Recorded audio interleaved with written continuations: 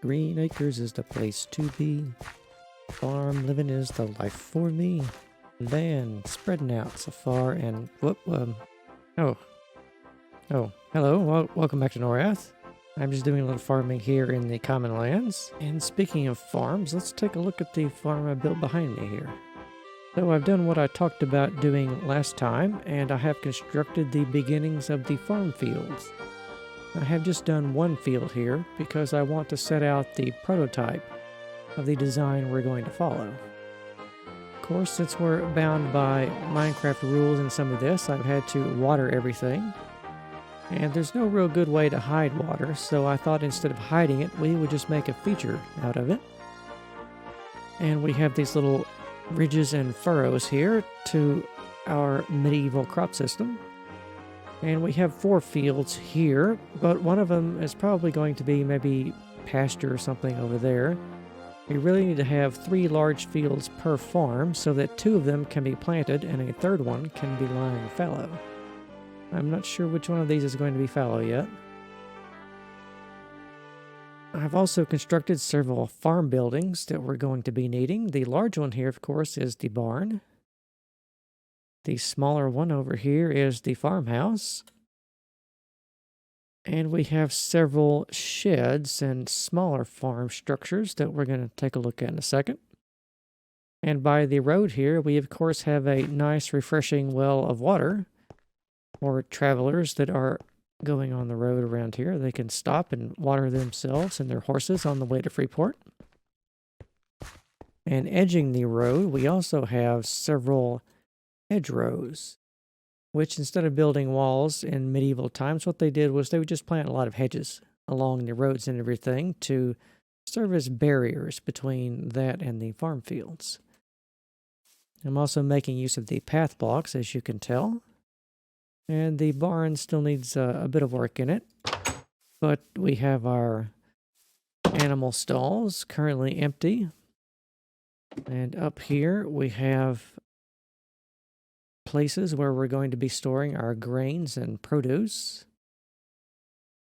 And we have a couple of stories of that. We have some storage buildings out here for various tools and other things that we want a covered area for, but it doesn't have to be enclosed or a very expansive structure. We also have around here and around back a vegetable garden. We have some carrots over here, some beetroots over here, and a few melons and a small melon patch over here. Because this is a farm, we do need to grow our own produce. Speaking of produce, that's what we have our chickens over here for, to produce eggs.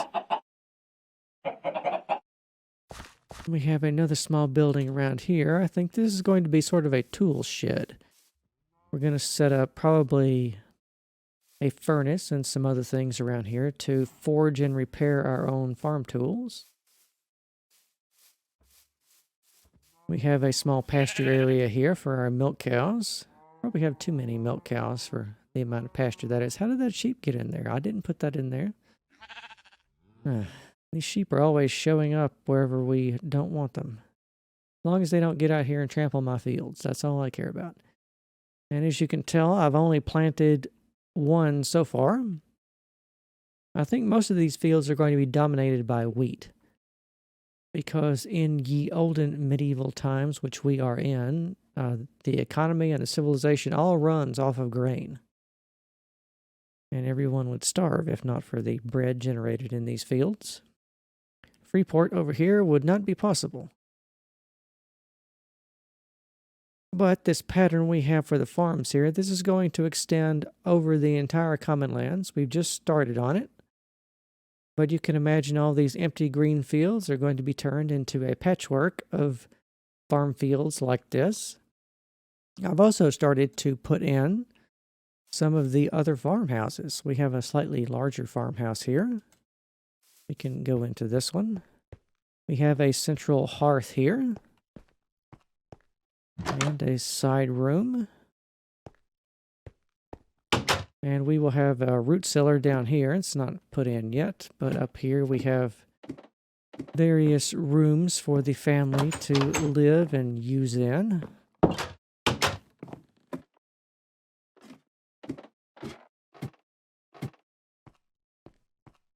And we have another well around here. I haven't put in the other barns. I've just put in the one barn because I wanted to get this farm complete enough to where I could project how the rest of the thing is going to go. But I think I have put down at least a dozen large farmhouses, probably a bit more than that, maybe 15. I'd have to count them. But these are all going to be the bases for the farming families that are going to inhabit the Commonlands Valley.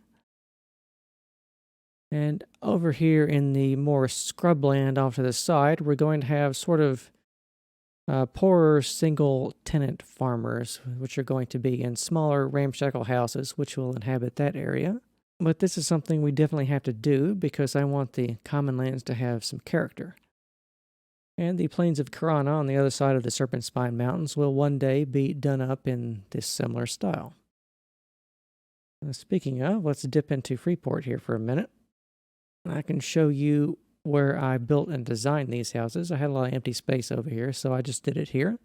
Since we are putting in larger structures in all these plots in Freeport, I will get rid of these and archive them off to one of my flat worlds later. But we have a variant of our barn design here. We have another sort of grain barn here that's lifted up on pillars to keep it off the ground because we don't want to have varmints getting into our grain. That would be really bad. But we have various designs of houses that I've made. And in true medieval fashion, we have our smaller ground floor, which is overhang a little bit more by the second floor, which is overhang a lot more by the roof. And if you notice the roofs of these, they not only hang out over this way, they also sag down in the middle. And of course, we have a couple of chimneys here. We have that one chimney here and another one off to the side. It's going to look really good whenever, hopefully one day I can update this to 1.14 or whatever the current version is, and we can have campfires in there, and we can have smoke going out of them. It'll look really cool. But we don't have that yet. We're still in 1.12 for the foreseeable future.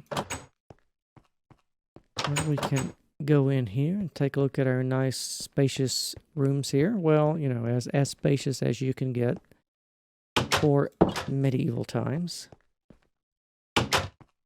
And there's several other designs. I didn't build all of these houses exactly from scratch. I built modules of them, and I sort of recombined them into other structures. Like this one here is what I built from scratch. And then I modified it by extending it out to the side over here. And then I mirrored that on the other side for that building back here. And then I took that one and I built out a side structure over here to expand the house that way. And then that was moved down a bit to get this one here. And then I just copied and pasted and recombined them in all sorts of different ways. And there is a standard root cellar that I talked about that we're going to be putting in the houses. And that's going to be down here. This is just going to be a sort of general storage area. And there's also a design for the barns also. There's a third variant design for the barns here, which I'm going to be putting down, but they're not out there yet.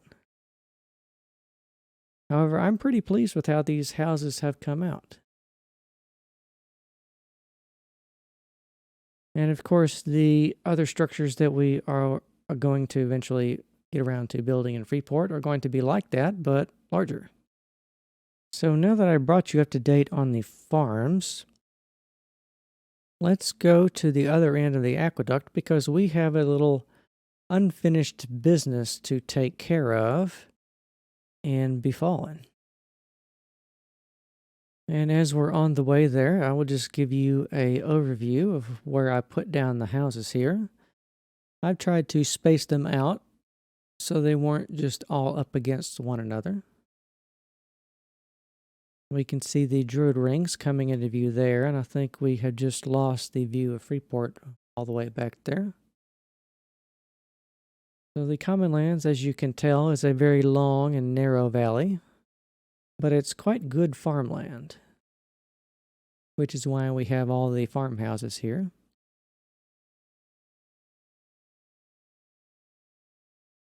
And there is something else over here, just by the lake, that I want to show you. It's the beginnings of a small village, or a hamlet, as it were. And I don't think we're going to wall this one in. I don't know. We might actually put up a wooden palisade around it. I'm not sure about that yet. But I think we need a few more houses around here. And we definitely need a docks over here so we can go fishing in this little lake here. And that can be another source of fresh produce for the city of Freeport.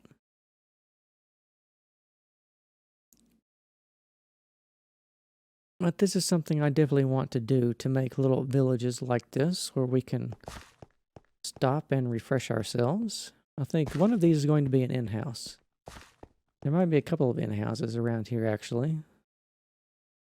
For travelers that are headed to or either from Freeport, but that's all the way on the other end of the Common Lands, so it's quite a distance away now.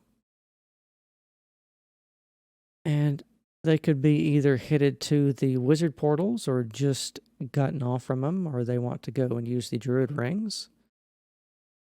However they want to do that. But that's definitely something we need to have at regular intervals around the world. We need to have in-houses sprinkled here and there to provide travelers with much needed supplies. However, speaking of traveling around to things, we have made our way back to the entrance to Befallen. And as I've said, we have a little unfinished business down here, because I think what we need to do down here is to turn on survival, and we need to give this dungeon a proper test in spawning conditions and see what it's going to be like. Well, it's been a while since I typed this command. Oh dear, we are now in survival mode. But I have prepared a few goodies for us. I will be donning my blue paladin armor, my Ulfbert sword, my Heartseeker bow, and a various range of other equipment. I believe for this we will set the difficulty to normal.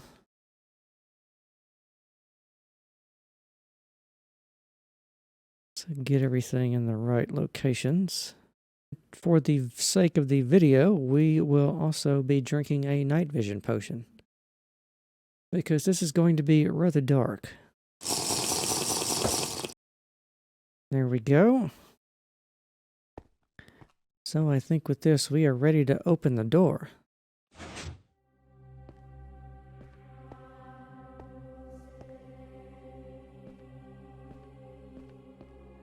The coast looks clear so far. Oh, well, it did look clear.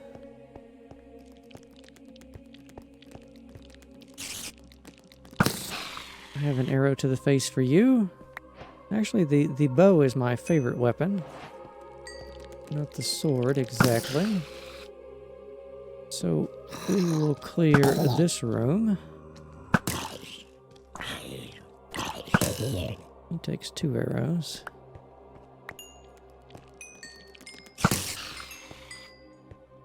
And make our way over here.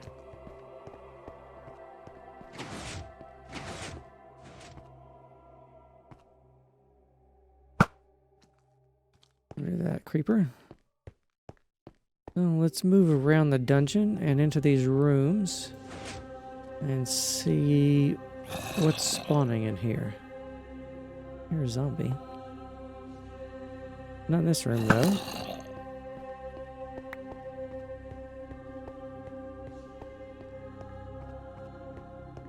Go around the hallway here. Now, I did want to have this dungeon more complete before I did this, but I think we will just have to do it a second time. Is that a spider? Yeah. We'll just shoot them through the door. Kind of.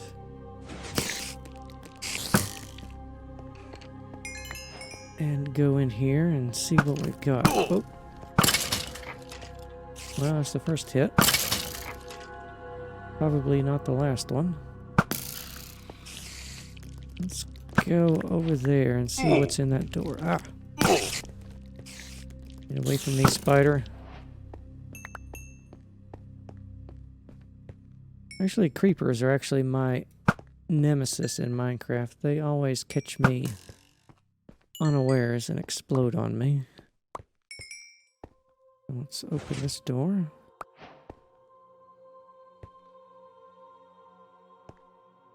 Nope. These rooms appear to be well lit. So we don't have to worry about that. Let's try this one over here.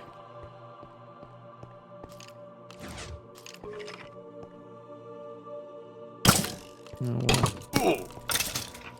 Never mind that well-lit comment. It's apparently dark enough to spawn at least one mob, and there's several in here that will spawn. For a dungeon, that feels like it's going to be pretty good, I think. Let's check out this room.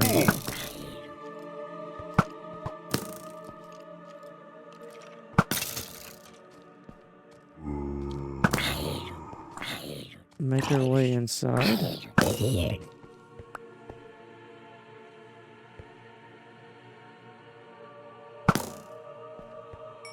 Everything looks good. It looks like this room is also dark enough to spawn several mobs by itself. I want it to be difficult, but not too difficult, and we are on normal mode, so that's actually pretty good. Let's try this one. He just shot me as soon as I opened the door. There's 3 shots on this guy.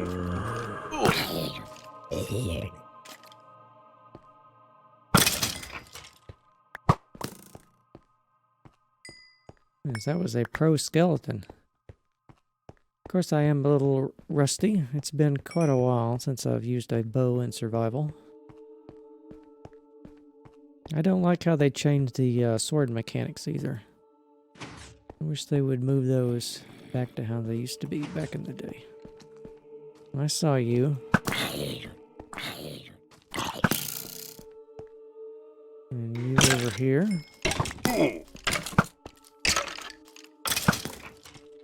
I think the hallways are dangerous enough.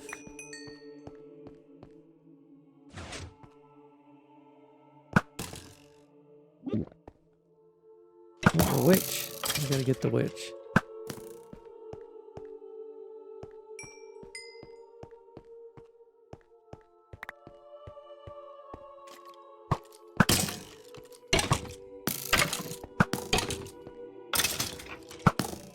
Oh, and here we have a locked door.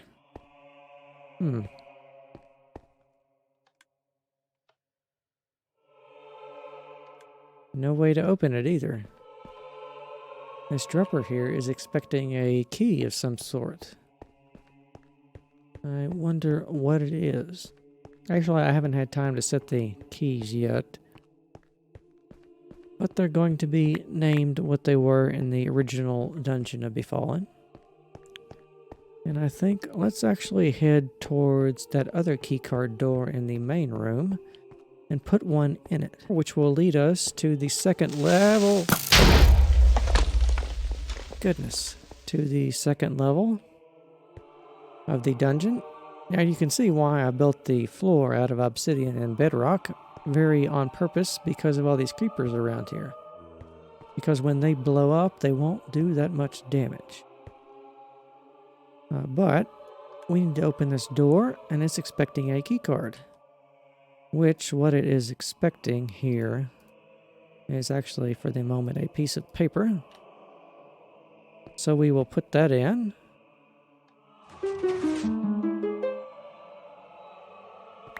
And the door is not supposed to do that. I'm gonna have to fix that. Now, you'll probably have noticed when the door opened, we had a little familiar note block sound from Zelda that I added. And that lets you know that you have indeed put in the right key card and it has opened the door. Well, let's go down the hallway here. If memory serves, this is a large room. Let's take a look in here and see what this is spawning.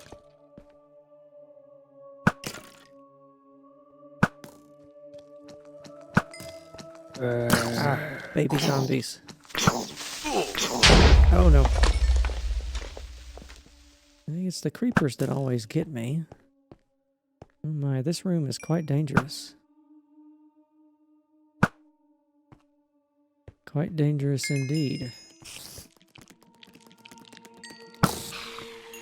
But it's not too bad. If you prepare, you can handle this place. It's got a bunch of little side rooms off over here.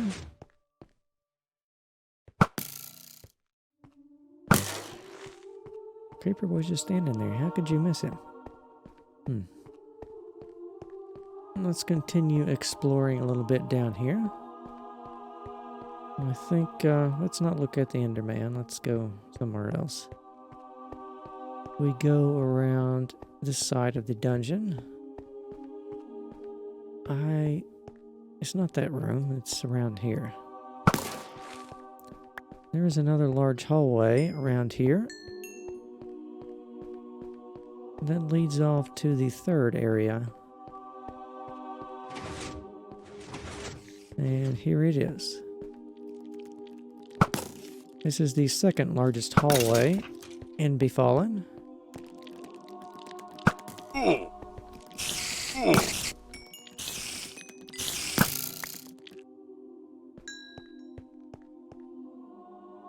And it branches off into even more hallways that make up the second tier of the dungeon. And let's just go around here because we're kind of coming to the end of it. There's all these little rooms here I haven't filled with anything yet, so there's no point in opening them.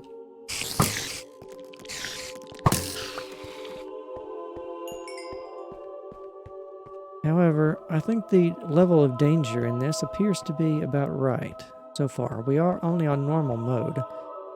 So if we turn this into hardcore mode, it would probably...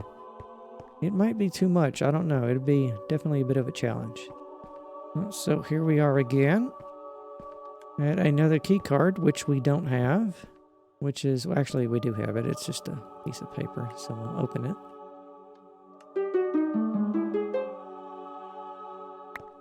That's embarrassing. The door should have opened. See, this is why we're down here testing this stuff, to make sure it all works, and obviously there are quite a few bugs that need to be worked out. However, I think we're going to be out of time for today, so join me next time, and we are probably going to go back to Freeport. We will maybe do a little bit more work on the farms, but I think we're going to move back into the city and work on some of the larger buildings.